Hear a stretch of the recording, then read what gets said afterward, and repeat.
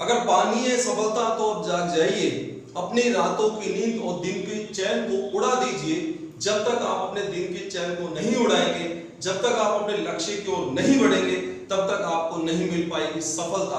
अब आपको धरती का सीना चीरना है, आसमान को नीचे झुकाना है, आपको नदियों का रास्ता मोड़ना है। अगर ऐसा हौसला आपको बनाना है तो आइए, लग जाइए आज से ही कड़ी मेहनत के अंदर। हजारों नौकरियां हैं, लाखों की भीड़ है। यदि आपको कुछ पाना है सफलता, यदि आपको पानी है सरकारी नौकरी, आपको पाना है गवर्नमेंट जॉब, तो आपको करनी होगी एक जबरदस्त तैयारी। एक जबरदस्त तैयारी, पता नहीं कहां बम ब्लास्ट करना है। नमस्कार साथियों, मैं ललित धानावत स्वागत करता हूं आप सभी का आज की मेरी इस वीडियो लेक्चर में।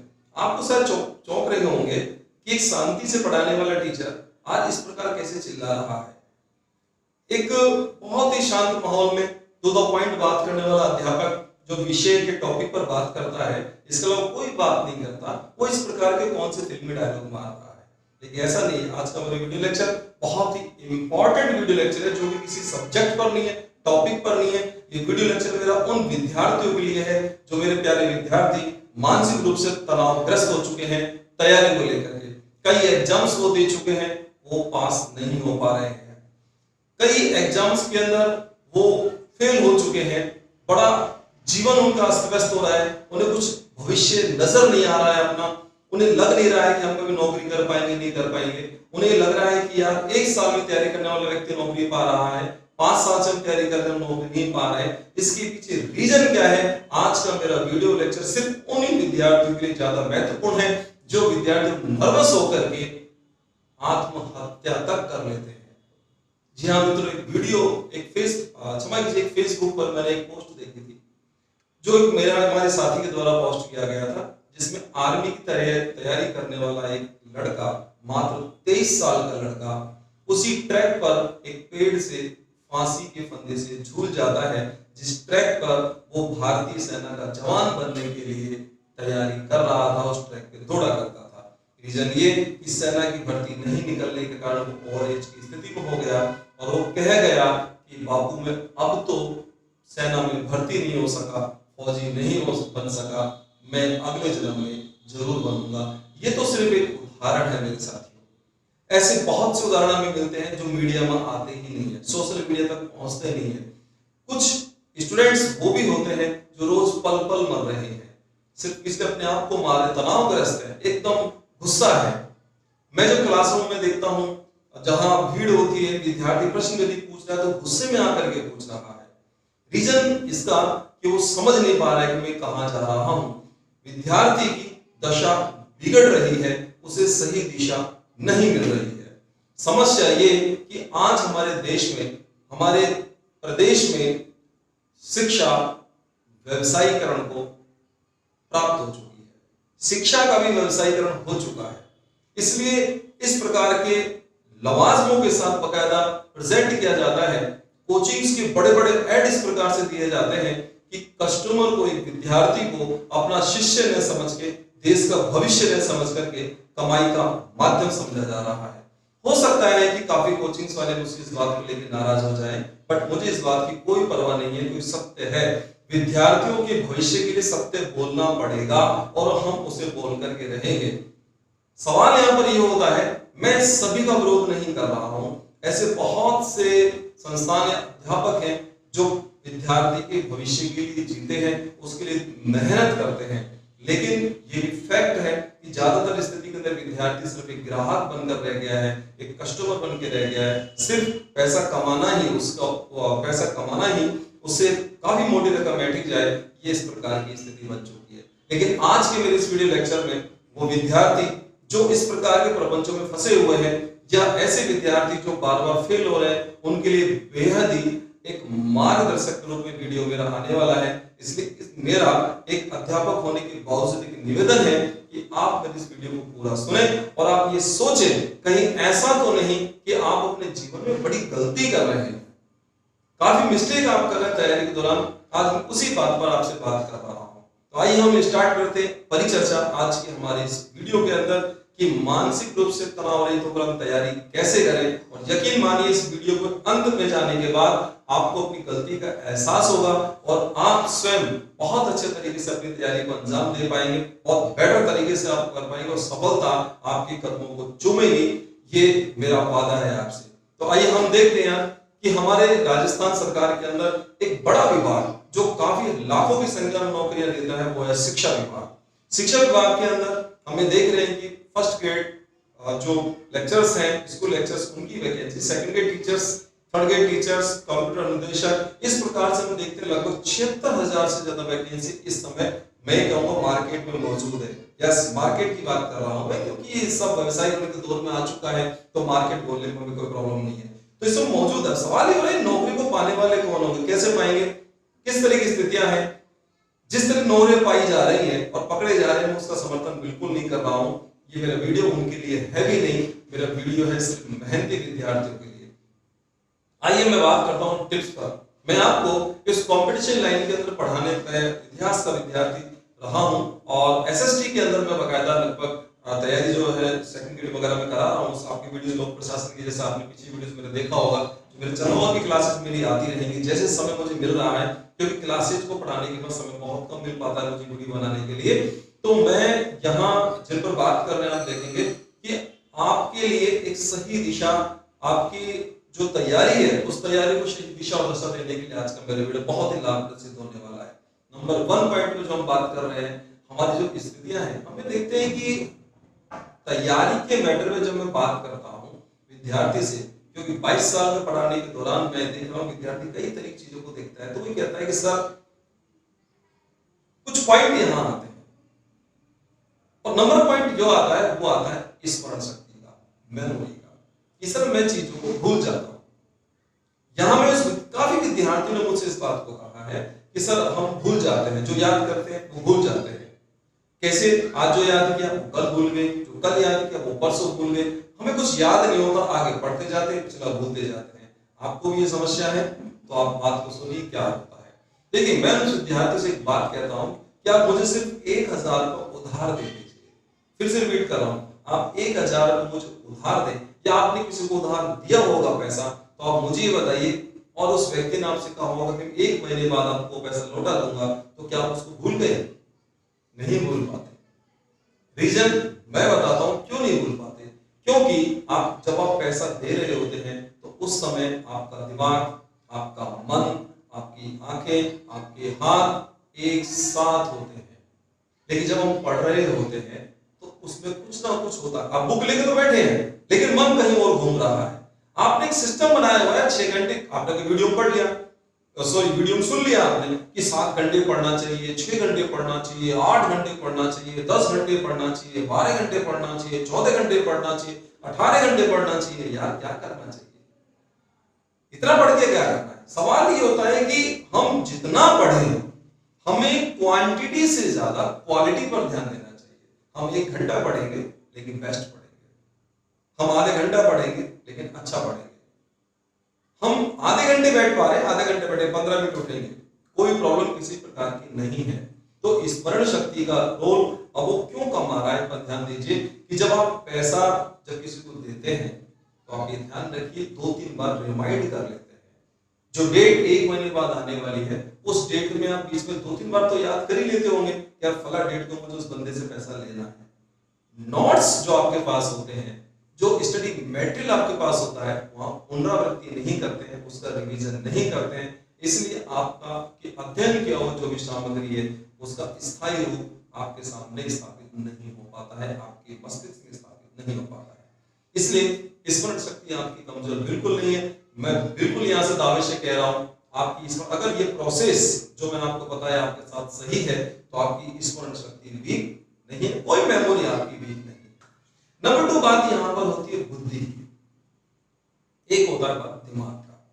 काफी विद्यार्थियों को मन, बुद्धि, दिमाग इन तीनों में ही अंतर पता नहीं है। इसके लिए मेरा साइकोलॉजी का जो वीडियो लेक्चर बनेगा उसमें मैं क्लियर करूंगा कि मन, बुद्धि, दिमाग जो है वो क्या क्या है। देखिए सिंपल सी बात होती है, हम ये कहते हैं कि भाई मेरा पढ़ने में माइंड नहीं लग रहा है। साइकोलॉजी पढ़ाने वाले काफी अध्यापक जो अपना बहुत बड़ा होने का दावा करते हैं, बड़े बड़े एडों के अंदर फोटोज आते हैं, यदि उनसे बात की जाए तो वो ये कहते हैं कि जो माइंड है, माइंड को हिंदी में दिमाग कहा जाता है, जबकि माइंड को मन कहा जाता है। जब हम माइंड को दिमाग कह रहे हैं तो ब्रेन किसको कहेंगे? तो ब्रेन अलग होता है, ब्रेन यानी कि दिमाग, माइंड यानी कि मन। अब ये सवाल हमारे पास ये है कि दोनों चीजें अलग अलग, मैं साइकोलॉजी पर बात हमारी, लेकिन बात हमारा वीडियो कुछ अलग रास्ते पे चला जाएगा, डिस्कशन हमारा, हमें यहाँ पर खास तौर पर जो बात करनी है। तो यहाँ क्या, तो दिमाग, अब उनके दिमाग किसी के पास, देखिए ऐसा नहीं है, दिमाग सबके पास होता है, सबके पास दिमाग होता है, सबके पास, किसी के पास सबके पास लगभग बराबर होता है। ईश्वर ने किसी को दिमाग में कमी कोई नहीं छोड़ी है, लेकिन उस दिमाग का इस्तेमाल कितने लोग करते हैं, वो किस तरीके से करते हैं, ये एक कला है। और उस कला में पारंगत होने के लिए बुद्धि का प्रयोग हम एग्जाम हॉल में किस प्रकार करें। देखिए दिमाग क्या है, एक स्टोर की तरह होता है, लाइक एक अलमीरा होता है कि आपको क्या करना है कि पढ़ करके उन चीजों को स्टोर करना होता है। और जो स्टोर है हमारे पास, स्टोर पॉइंट्स को हम एग्जाम हॉल में यूज कैसे करें, ये सारी बातें होती है हमारी बुद्धि के द्वारा। क्योंकि ऑब्जेक्टिव टाइप जो परीक्षा प्रणाली आती है, उस ऑब्जेक्टिव टाइप परीक्षा प्रणाली के अंदर हम ये देख रहे हैं कि वहां देखते हैं हमारी बुद्धि का प्रयोग किया जाता है। कुछ क्वेश्चंस ऐसे होते हैं सिंपल होते हैं, कुछ क्वेश्चन ऐसे होते हैं जब बुद्धि को देखना पड़ता है, ऑप्शन से हमें गुमराह कर देते हैं। जैसे विशेष तौर पे साइकोलॉजी एक ऐसा सब्जेक्ट है, आप कितना पढ़ लीजिए आपको लगता है यार नहीं, जो टीचर ने पढ़ाया वो नहीं आया, आप भी कैसे सकता है, क्योंकि फैक्सेबल चीज तो आपको मिल सकती है, कॉन्सेप्ट कैसे मिलेगा। माय डियर से ध्यान देंगे, फैक्ट सीधा सीधा प्रश्न होता है, फैक्ट्स जो होता है वो सीधा प्रश्न होता है। जैसे कि हल्दी घाटी के युद्ध कब हुआ, ये सीधा फैक्सेबल क्वेश्चंस है। मुगल वंश का संस्थापक कौन था, ये फैक्सेबल क्वेश्चंस है। लेकिन सवाल ये होता है कि तराइन के द्वितीय युद्ध का परिणाम क्या रहा, ये अवधारणात्मक वाला क्वेश्चन है, कॉन्सेप्ट वाला क्वेश्चन है। बक्सर के युद्ध का परिणाम क्या रहा, ये सवाल, ऐसे जो क्वेश्चंस पूछे जाते हैं वो सारे, जैसे सेकंड ग्रेड एसएसटी में फिलॉसफी जो सब्जेक्ट है, उस फिलॉसफी के अंदर काफी बच्चे कम क्यों कर पाते हैं, क्योंकि उनका जो कॉन्सेप्ट होता है वो क्लियर नहीं हो पाता, इसलिए वहां वो डिस्टर्ब हो जाते हैं, फेल हो जाते हैं, चीज को समझ नहीं पाते हैं।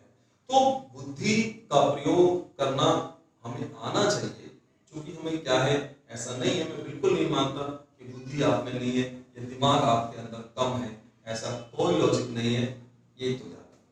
तीसरा जो पॉइंट जो हम लोग यहाँ स्मरण शक्ति की बात हो गई है, इसके बाद हमें विशेष तौर पे जो आवश्यकता होती है वो हमें एक सही गाइडर की आवश्यकता होती है, एक सही गाइड की आवश्यकता होती है कि जो हमें गाइड कौन सा, जिसे कंपटीशन की तैयारी कराने का अनुभव हो। आपका गाइड, आपका मार्गदर्शक आपको ये बता सके कि आप गलती कहाँ कर रहे हैं, किन प्रश्नों पर कर रहे हैं। एक एग्जाम्पल, एक क्वेश्चन का मैं ले रहा हूँ, एक क्वेश्चन थर्ड ग्रेड के अंदर आया था राजस्थान के एग्जाम में कि भारत से गुजरने वाली एकमात्र रेखा है। अब ऑप्शन पे ध्यान दीजिए, किस तरीके से बुद्धि का प्रयोग एग्जामिनर कराता है।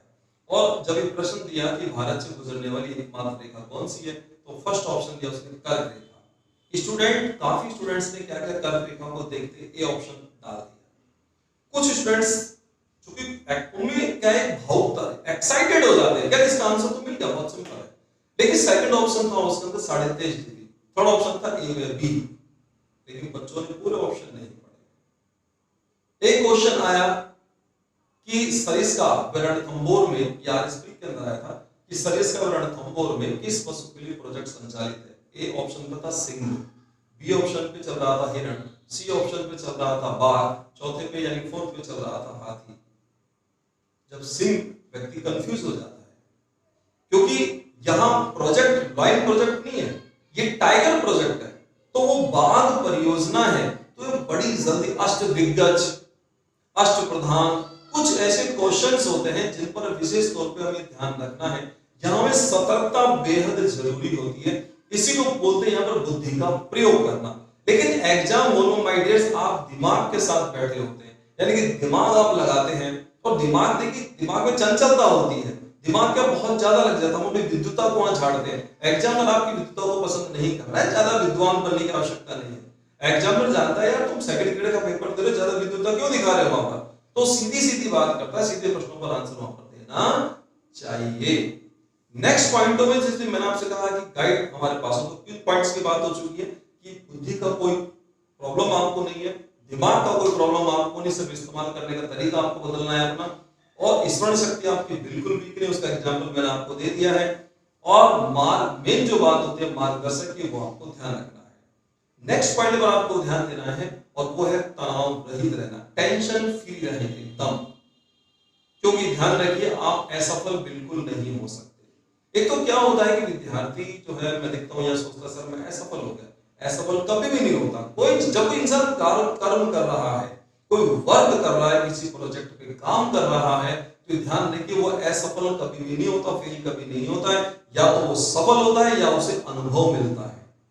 प्रॉफिट तो उसे होता है, या तो वो सफल होगा या उसे क्या मिलेगा, अनुभव मिलेगा। यह बात आप ध्यान रखिए।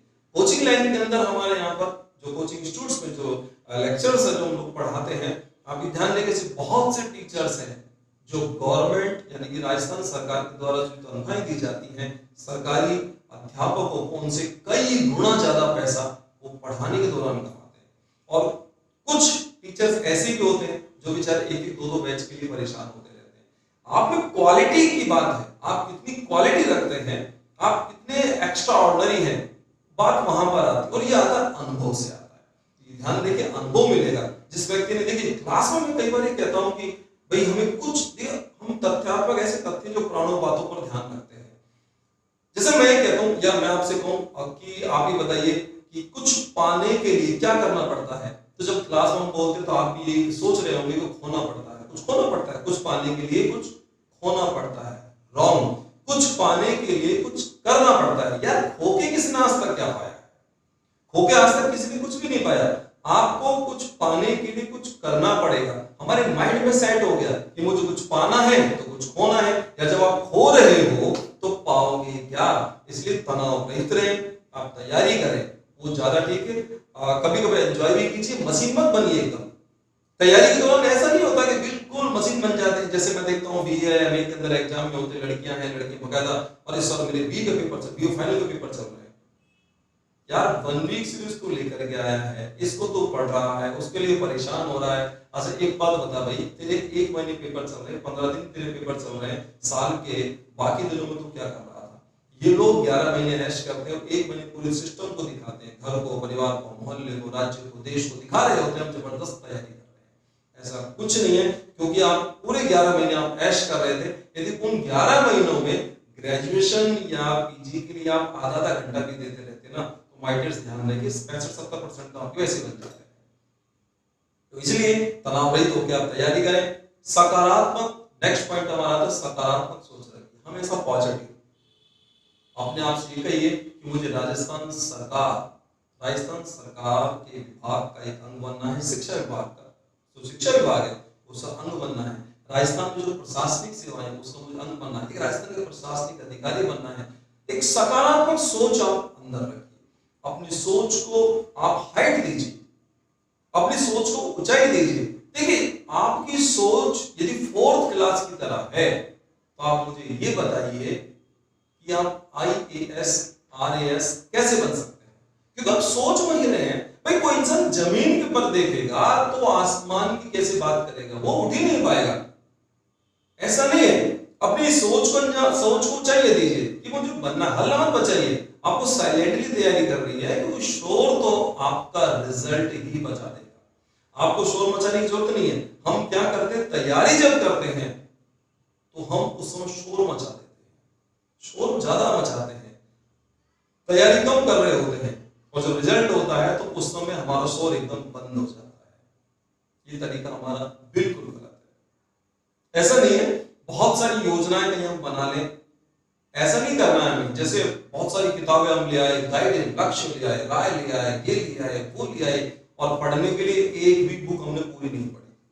ऐसा नहीं है, क्योंकि गाइड्स मार्केट में जितनी भी है उनमें 80% मैटर सबका समान है, तो सब एक दूसरे को देख करके लिख रहे हैं। ऐसा नहीं है। तो गाइड पर भी मैं आगे स्टडी मटेरियल में बात करूंगा, लेकिन आपको क्या रखना है, सोच आपकी सकारात्मक पॉजिटिव रखनी है। ये काम मैं बिल्कुल कर सकता हूँ। क्या है यार, फर्स्ट ग्रेड लेक्चर बनना, एक डंडे की सिर्फ 1 घंटा, फर्स्ट ग्रेड, सिर्फ फर्स्ट ग्रेड लेक्चर में बन सकता हूँ, बस मुझे बनना है। यार एक ही डंडे की तो नौकरी है, बिल्कुल बनना है। सरकार सबूत कीजिए कि आप कहीं आपको 500 वैकेंसी आई है और आपसे कोई पूछ रहा है कितनी वैकेंसी, 499 बता दो, वो पूछेगा नहीं यार 500 है, नहीं भैया एक मेरी है, बाकी अब 499 बची है। पॉजिटिव, आपको पॉजिटिव रहना है, सकारात्मक सोच आपको रखनी है, ये ध्यान रखिए विशेष तौर पे। इसके बाद कंडीशन ये है, नेक्स्ट पॉइंट आपको ध्यान है, सेल्फ मोटिवेटेड। मोटिवेशन स्टार्टिंग में वीडियो में मैंने आपसे कहा, मैं देखता हूं कि विद्यार्थी दुनिया भर के मोटिवेशनल वीडियो सुन रहा है, चिल्ला चिल्ला के विद्यार्थियों को एक्साइटेड किया जा रहा है, भाई आप ऐसा कीजिए, आप ऐसा कर सकते हो, ऐसा कर सकते हो, वैसा कर सकते हैं। ऐसा कुछ नहीं है, सेल्फ मोटिवेटेड रहिए, आपको करना है भाई। ईश्वर ने आपको जिसके लिए बनाया, आपने बीएड की है ना, आपने एमए किया है, एमए करके आपने बीएड की है, एमए बीएड जो ईश्वर ने आपको कराई है वो इसलिए कराई ताकि आप स्वयं का और देश का, जगत का कल्याण कर सके। यानी कि आपको जो बनना है वो एक लेक्चरर बनना है, एक अच्छा व्याख्याता बनना है, और व्याख्याता बन करके आपको अपने ज्ञान जो है उस ज्ञान का प्रचार प्रसार करना है, उसका विस्तार करना है, अपने ज्ञान को ट्रांसफर करना है, दूसरे को कुछ सिखाना है, देश के जो भविष्य होते हैं बच्चे, उनको आपकी तरह योग्य बनाना है। नेक्स्ट इस पॉइंट पे मैं आपसे बात कर रहा हूं, ये पॉइंट आपको हो सकता है चौंका देगा। कुछ ऐसे लोग जो बहुत थोड़े से भावुक होते हैं, और वो शब्द मैं बोलने वाला हूं, और वो क्या है, वो है स्वार्थी। एकदम, जी हाँ माय डियर फ्रेंड्स, एकदम स्वार्थी बन जाइए। स्वार्थी का मतलब होता है स्वयर्थी, यानी कि स्वयं का अर्थ जानने वाला।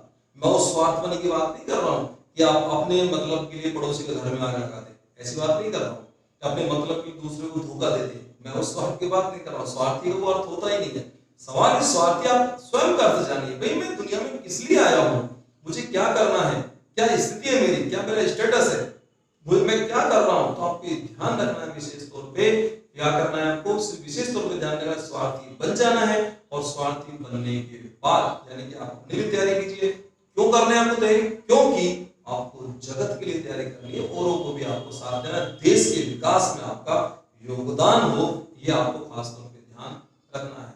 तो माय डियर फ्रेंड्स, आप ये ध्यान रखिए, आपकी तैयारी के लिए ये कुछ पॉइंट्स बेहद जरूरी, जिन पर हमारी बात हो रही है। अब हम हमारी तैयारी को जो अंजाम दे, वो अंजाम हमें किस तरीके से देना, उसके कुछ पॉइंटों पर हमें बात करनी है। ठीक है, तैयारी जो एग्जाम्स की होती है उसमें 4 पॉइंट्स पर आपको विशेष तौर पे बात जो हमें है, उसमें जिसमें एक मार्गदर्शक पर मैं आपसे बात कर चुका, 3 पॉइंट पर मुझे डिस्कस आपसे करना है। सबसे पहले किसी भी एग्जाम के लिए जो तैयारी होती है, या किसी भी कार्य के लिए हम तैयारी कर रहे होते हैं, तो उसमें एक शब्द या काम होता है, वो है रणनीति, स्ट्रेटेजी। रणनीति आपकी कौन सी है? एग्जाम को, प्रतियोगी परीक्षा को पास करने के लिए आपकी रणनीति बहुत सटीक होनी चाहिए, बहुत अच्छी होनी चाहिए। और वो कैसे होनी चाहिए, ये आपको बताएगा आपका गाइड, आपको क्या करना है। लेकिन सेल्फ मोटिवेटेड होने के बाद आपको खुद की तैयारी खुद करनी है, क्योंकि ज्यादातर बच्चे सेल्फ स्टडी से ही पास होते हैं।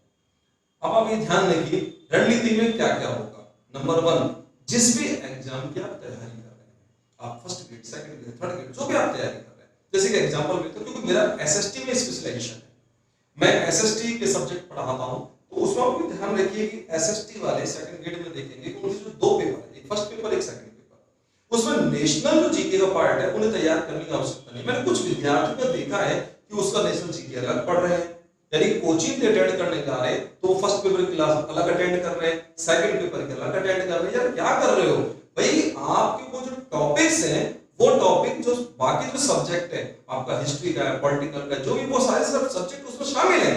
जब आप एसएस के सब्जेक्ट आप तैयार कर रहे होंगे, तो पहला पेपर आपका वहां तैयार हो जाएगा। तो ऐसी स्ट्रेटेजी हम बनाए, उसके लिए हमें आवश्यकता होती है सबसे पहले सिलेबस की। मैं क्लासेस में देखता हूं लगभग 70% बच्चों के पास सिलेबस नहीं होता, जैसे उन्हें पढ़ा दिया जाता है वो पढ़ लेते हैं। आज ही पूरे राजस्थान के अंदर काफी बैचेज ऐसे चल रहे होंगे जो मिक्स बैच होते हैं, first grade, second grade, third grade, constable, SSC, सब उसके अंदर रैंक वगैरह सब उसमें बैठाया जा रहा है। बच्चे आपको क्या है, मैं उस पर बात नहीं कर रहा हूं, लेकिन वो तरीका गलत होता है।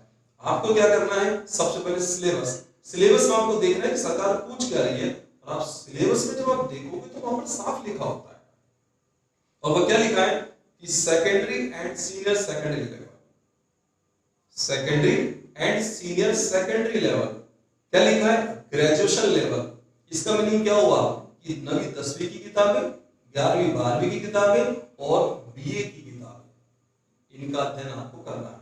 हम यह देखते हैं कि थर्ड ग्रेड टीचर जो सरकारी टीचर होता है वो सेकंड ग्रेड बन जाता है, सेकंड ग्रेड जो होता है वो फर्स्ट ग्रेड बन जाता है। तो ये क्या है, क्योंकि वो थर्ड ग्रेड टीचर वो ही चीज पढ़ाता है जो पूछी जाती है सेकंड ग्रेड के अंदर। सेकंड ग्रेड वाले जो चीजें हैं, जो सब्जेक्ट, इस प्रकार से वो आगे लगातार तैयारी करता हुआ बहुत आगे पहुंच रहा होता है, एक माहौल से जुड़ा होता है, उसके दिमाग में लक्ष्य पर तैयार होता है, अपनी तैयारी को सही ढंग से अंजाम दे रहा होता है, इसलिए तरक्की बहुत जल्दी कर जाता है।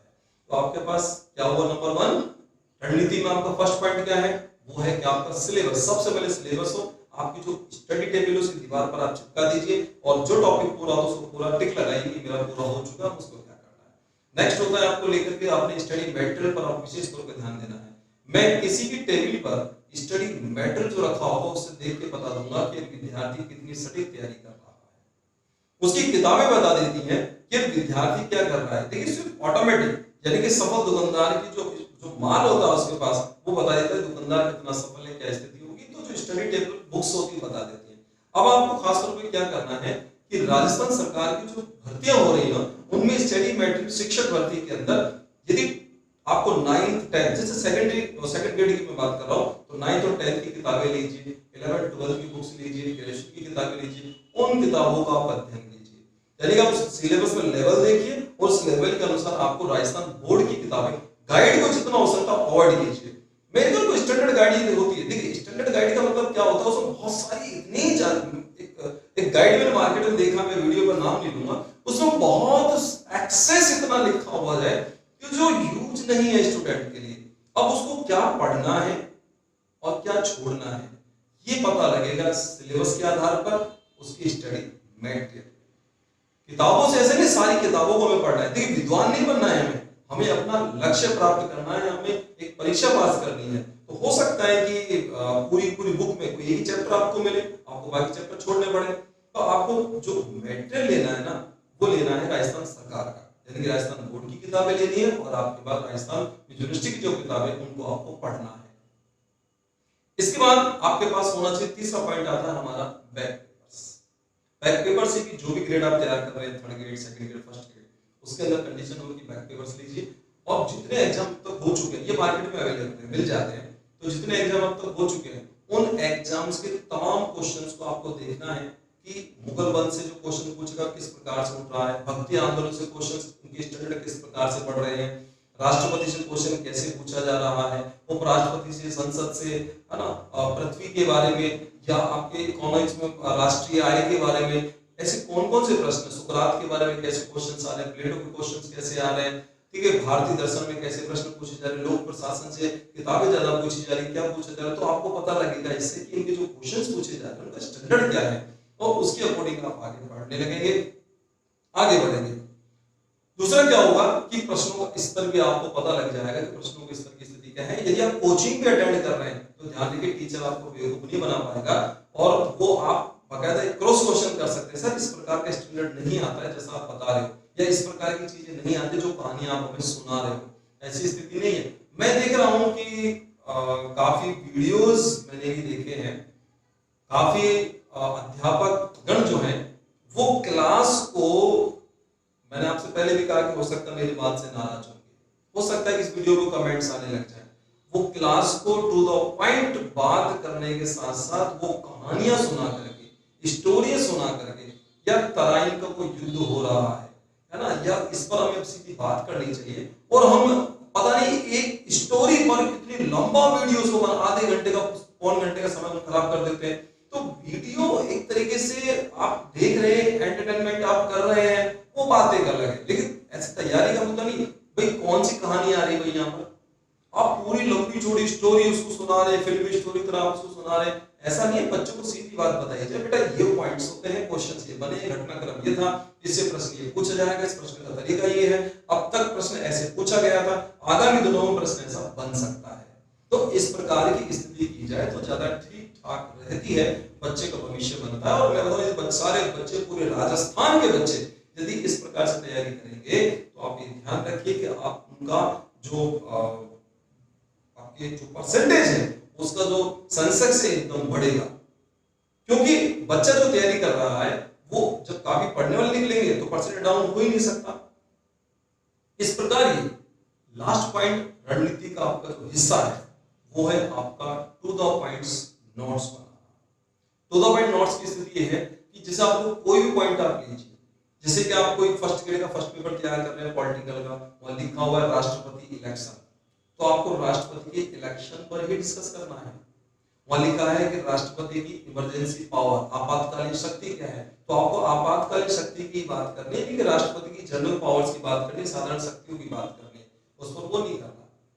ऐसा बिल्कुल पूछा क्या जा रहा है उससे आप कितने भी पेपर मिला लीजिए। काफी विद्यार्थी कहते हैं कि सब कुछ भी पूछ सकता है एग्जाम में, तो छोड़ो भाई, जब कुछ भी पूछ सकता है, वो सिलेबस से बाहर जा सकता है, तो यार फिर क्या तैयारी करनी, फिर तो पढ़ते रहो आप जीवन भर। ऐसा नहीं है, सिलेबस में जो पूछा गया उसी पर तैयार करना है और उसके नोट्स तैयार कीजिए। और नोट्स हमारे ऐसे सार गर्भित नोट्स होने चाहिए कि जिसमें एग्जामिनर कितना भी दिमाग लगा ले वो वहां से बाहर नहीं निकाल पाए।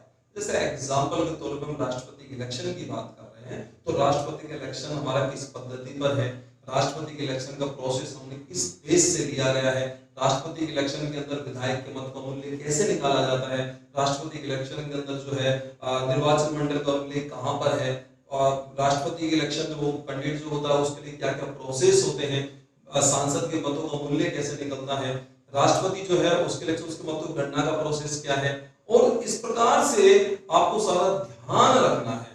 और यदि करंट में अभी हाल ही मान के चलिए राष्ट्रपति का इलेक्शन हुआ हो तो आपको करंट में भी ध्यान रखना उसके साथ साथ कि इसके साथ कोई घटना तो नहीं जुड़ रही है, और इस प्रकार आपका नोट्स बनके तैयार होगा और आप निश्चित मानिए आप सफलता की ओर अग्रसर होंगे। Next point, discipline.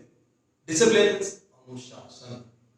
आपके अध्ययन के दौरान अनुशासन होना चाहिए। ऐसा तो नहीं है कि 2 दिन 3 दिन 4 दिन 5 दिन विद्यार्थी पढ़ रहा है, आपने 6 घंटे 7 घंटे 8 घंटे आपने तैयारी की, फिर 3 दिन तैयारी नहीं की, फिर 2 घंटे तैयारी की, पढ़ते रहे 4-5 दिन पढ़ते रहे, फिर 6 दिन तैयारी नहीं की, यानी कि आप जिगजैग स्टाइल पे चल रहे हैं।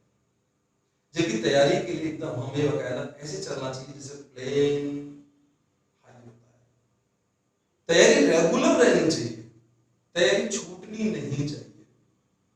चाहे आप जो आपका एक क्रम बना पड़ा है वो आपका टाइम टेबल फिक्स होना चाहिए। इसलिए अपनी तैयारी के अंदर आपको जो बनाए रखना है वो बनाए रखना है अनुशासन। यदि आप अनुशासन नहीं बना के रखेंगे तो आप ये ध्यान रखिए आप बड़ी दिक्कत में आ जाएंगे। आपको खास तौर पे ध्यान रखना है। हमारी तैयारी का जो लास्ट और नेक्स्ट पॉइंट है, जिस अंतिम बिंदु और अगले बिंदु पे चर्चा कर रहा हूं मैं, वो बिंदु है हमारा पुनरावृत्ति, यानी अभ्यास। एक अभ्यास, प्रैक्टिस। क्योंकि जब आप सिलेबस तैयार कर लेते हैं, आपको याद है, मैंने देखा है काफी विद्यार्थी टिप्स पर चीजें होती है, और जब टिप्स पर चीजें होती हैं तो वो प्रैक्टिस नहीं कर पाता, वो समझ नहीं पाता कि वो कैसे करना है। क्योंकि पहले प्रश्न को समझना चाहिए। कैसे समझते हैं? देखिए एक क्वेश्चन मुझे याद आ रहा है, एक प्रश्न आया था कि कालीबंगा सभ्यता है, रिपीट कर रहा हूं, कालीबंगा सभ्यता है, और उसमें ऑप्शंस थे प्राक हड़प्पा युगीन, उत्तर हड़प्पा युगीन, इस प्रकार से ऑप्शंस बने हुए थे। अब देखिए आप गाइड में पढ़ते हैं या बुक्स में पढ़ते हैं कि कालीबंगा सभ्यता से हड़प्पा काल से पहले के अवशेष प्राप्त हुए हैं, इसका मतलब वो कौन सी सभ्यता हो गई? प्राक हड़प्पा युगीन। इसको कॉन्सेप्ट पे आधारित फैक्चुअल क्वेश्चन बोलते हैं। आपको पता होना चाहिए कि प्राक हड़प्पा युगीन शब्द का मीनिंग क्या है, क्या स्थितियां हैं। आपको चैप्टर का मीनिंग भी ध्यान रखना होगा कि क्या बन रहा है। जैसे क्वेश्चन आया था सेकंड पीरियड के अंदर कि संघात्मक व्यवस्था के बारे में, संघात्मक व्यवस्था को क्या बोलते हैं? यूनियन सिस्टम बोलते हैं, फेडरल सिस्टम बोलते हैं, ऐसे था। बताइए, सिंपल सी बात है। प्रश्न आया इकोनॉमिक्स, आर्थिक नियोजन क्या है? ये आर्थिक नियोजन एक दो शब्द आर्थिक और नियोजन, ये सिलेबस के अंदर लिखा हुआ है कि आर्थिक नियोजन। अब आर्थिक नियोजन का स्टूडेंट दुनिया भर की चीजें पढ़ ली, पंचवर्षीय योजनाएं पढ़ ली, योजना आयोग के बारे में पढ़ लिया, राष्ट्रीय विकास परिषद, पता है क्या क्या उसमें पढ़ लिया, और एग्जामिनर ने एक बेसिक क्वेश्चन दे दिया क्या आर्थिक नियोजन क्या है, और बच्चा वही गलत कर दिया। क्योंकि अब संघात्मक व्यवस्था में दिमाग में बच्चे के जाता है यार यूनियन सिस्टम होगा, जबकि नहीं फेडरल सिस्टम है, यानी बच्चों को यहाँ से भी याद होना चाहिए। तो इस प्रकार से आपको क्वेश्चंस को कंसेप्ट क्लियर करते हुए तैयार करना है। उस पर आपका अभ्यास कब होगा? जब आप अच्छी कोई टेस्ट सीरीज कर रहे होंगे, एक स्टैंडर्ड की टेस्ट सीरीज कर रहे होंगे। वो कोई कोचिंग संस्थान भी करा सकता है, आप उसको ज्वाइन कर सकते हैं या मार्केट से ले सकते हैं। आपको खुद को देखना होगा कि इनका स्टैंडर्ड, क्योंकि आप किस स्टैंडर्ड पे बात करेंगे, आपको उसका स्टैंडर्ड क्या होना चाहिए ये आपको पहले पता लग चुका होगा। कब? जब आप पिछले पेपर्स को देख चुके होंगे। आपको विज्ञापन पे नहीं जाना है कि विज्ञापन में लिखा हुआ है, देखिए आप विज्ञापन में लिख देते हैं हम लोग उत्तर भारत का प्रसिद्ध सम्राट और उत्तर भारत का महान अध्यापक और भारत के दिग्गज और दुनिया भर की चीजें। देखिए ये जो सेल्फ डिग्री है इनको छोड़िए, आपको ये देखना है कि उस अध्यापक का अनुभव कितना है, वो जब पढ़ा रहा है तो किस विषय पर बात कर रहा है। कहीं ऐसा तो नहीं कि हमको पढ़ाने के साथ कहीं पढ़ाने से ज्यादा वो मतलब टाइम पास ज्यादा कर रहा है। टाइम पास की स्थिति ऐसी तो नहीं है कि ठीक है विषय पे तो बात कर नहीं रहा है, वो फालतू की बातें ज्यादा कर रहा है। कुछ स्टूडेंट्स इस बात को कहेंगे कि सर ऐसा नहीं, क्लास में लगातार हम मशीन भी नहीं बन सकते, हम थोड़ा सा एंटरटेनमेंट भी होना चाहिए, थोड़ी हंसी मजाक भी होनी चाहिए ताकि बच्चे का मन हल्का फुल्का रहे। देखिए आई एग्री विद यू, मैं आपकी बात से सहमत हूँ, लेकिन ध्यान रखिए मैं जिन्हें फॉलो करता हूँ या मेरे जो प्रेरक हैं, मैं जिन्हें अपना आदर्श इसमें मानता हूँ, वो है दिल्ली की जो दृष्टि कोचिंग है। उस दृष्टि कोचिंग के संस्थापक डॉक्टर विकास दिव्य कीर्ति। उन सर का पढ़ाने का जो तरीका है वो वास्तव में बहुत हटके है। आज वो जिस ऊंचाई पर है वो अपने पढ़ाने के तरीके से, कि किस तरह बच्चों को पढ़ाया जाता है, मोटिवेट भी करते हैं, बच्चे को हंसाते भी हैं। 500 बच्चों को एक साथ उनको हंसाना और अपने विषय की बात को सही कहना। आप उनके हंसने में आप देखेंगे, उनको हंसाने में देखेंगे कि बच्चे को एकदम हल्का फुल्का रखते हैं और अपनी बात को बहुत अच्छे तरीके से उस बच्चे के दिमाग तक पहुंचा देते हैं। यानी कि वो बच्चे को जो एंटरटेन कर रहे हैं वो विषय के साथ कर रहे हैं, जिससे बच्चा क्या हो रहा है, एंटरटेन भी हो रहा है, स्टडी भी कर रहा है और उसका समय भी खराब नहीं हो रहा है। ये गॉड गिफ्ट है उनके लिए, ये गॉड ईश्वर का विशेष उपहार है विकास दिव्य कीर्ति सर के लिए, कि बकायदा कि जो किस तरीके से उनको पढ़ाया जा रहा है। और निश्चित रूप बालक जो तो बहुत भाग्यशाली है जो उनके सानिध्य में आगे बढ़ने के लिए कोशिश कर रहे हैं। तो ये ध्यान रखिए कि बकायदा इस प्रकार के जो दिग्गज गुरुओं का मिलना भी एक पूर्व जन्मों का, ये मानिए आपके पूर्व जन्मों के जो संस्कार होते हैं उनके माध्यम से वो मिल पाते हैं। इसलिए हमें खास तौर पे ये ध्यान रखिए, पुनरावृत्ति जब हम करते हैं तो पुनरावृत्ति में आपको क्या ध्यान रखना है, विशेष तौर पर आपको ये ध्यान रखना है कि पुनरावृत्ति जो होती है वो हमारे अभ्यास के द्वारा हमारा जो ग्रहण किया हुआ ज्ञान है उसको स्थायी बनाती है। आप टीचर्स ग्रेड की तैयारी कर रहे हैं, साइकोलॉजी के अंदर आपने इन चीजों को पढ़ा हुआ है, इसे मुझे बताने की आवश्यकता ज्यादा नहीं है, क्योंकि जब हम बार बार रिपीट करते हैं, अब रिवीजन का आप टाइम बना सकते हैं। देखिए समय यदि आपके पास है तो आप डेली रिवीजन कर सकते हैं जो आपने दिन भर में पढ़ा। यदि आपके पास समय कम है तो आप सप्ताह में एक बार तो रिवीजन अवश्य करें। एक डे कोई सा भी, कोई संडे, मंडे, ट्यूसडे, कोई सा भी डे तय कीजिए कि उस दिन मुझे अब तक जो मैंने पढ़ा है उसको मैं रिपीट करूंगा। एक गलती विद्यार्थी जो करता है वो क्या करता है कि सिलेबस को पहले पढ़ता नहीं है, टॉपिक को उसने पढ़ा नहीं है, ठीक है। जैसे वो सपोज कीजिए महाराणा प्रताप के बारे में पढ़ना चाह रहा है, महाराणा प्रताप उसने पढ़ा ही नहीं है। अब महाराणा प्रताप को पढ़ा नहीं है लेकिन वो ऑब्जेक्टिव गाइड लेकर के बैठ गया, तो माय डियर से ध्यान दें कि पहले आपको कांसेप्ट क्लियर नहीं तो गाइड आपका क्या करेगा। गाइड उनके लिए ठीक होती है, इनके लिए जिनका कांसेप्ट पहले से क्लियर होता है। तो आप ऑब्जेक्टिव वाले क्वेश्चंस बाद में सॉल्व करें, कब? जब आप पहले उस चैप्टर को पढ़ चुके होंगे।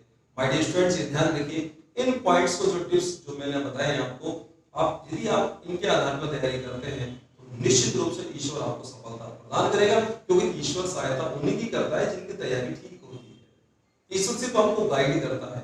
ये ध्यान दें कि महाभारत का युद्ध कृष्ण नहीं लड़ा था, लड़ा था पांडवों ने, लेकिन जो गाइड किया था वो कृष्ण ने किया था। भगवान श्री कृष्ण ने उनको गाइड किया कि अर्जुन तुम्हें कब किस तरीके से तीर चलाना है, कब कहां प्रहार करना है।